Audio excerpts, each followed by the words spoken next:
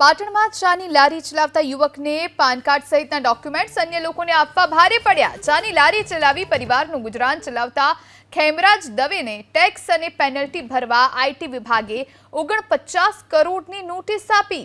ખેમરાજ દવેએ PAN card કઢાવવા ગજ બજારમાં પેઢી ચલાવતા અલ્પેશ પટેલ અને વિપુલ પટેલને 10 વર્ષ અગાઉ ડોક્યુમેન્ટ્સ આપ્યા હતા।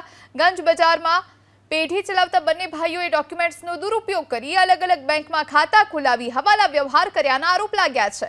બંને ભાઈઓએ વર્ષ 2014-15 અને વર્ષ 15-16માં થયેલા નાણાકીય વ્યવહારને લઈ ઇન્કમ ટેક્સ વિભાગે નોટિસ આપી। હાલ તો ચાની લારી ચલાવતા ખેમરાજ દવેને નોટિસ મળતા બંને ભાઈઓ વિરુદ્ધ પાટણ બી ડિવિઝન પોલીસ સ્ટેશને ફરિયાદ નોંધાવી છે। છેલ્લા 17 વર્ષથી હોટલ ચલાવું છું નવાગંજ બજારમાં। મારું નામ છે દવે ખેમરાજભાઈ। આ અલ્પેશભાઈ પટેલની પેઢી છે માર્કેટ નવાગંજ બજારમાં। તો હું એમની અહીંથી 2-3 મિનિટ ચા આપવા જતો હતો। મેં અંદાજે અટકુડી આપણો સંબંધ થયો મેં પૂછ્યું મારે પાન કાર્ડ કઢાવવાનું શું કરવું પડે।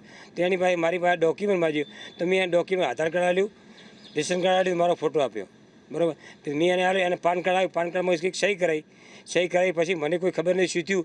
મારી પાસે નોટિસ આવી 2022માં 2023, બરાબર। 23 પછી સુધી મુજબ બતાવી નોટિસ બતાવી બે ભાઈઓને બતાવી। બે ભાઈએ કીધું અંગ્રેજી મને ખબર નહીં કોઈ વકીલને બતાવે। તો હું વકીલ સાહેબ પાસે ગયો તો વકીલ સાહેબે કીધું કે આ તો 49 કરોડ તમારે ટેક્સ ભરવો છે।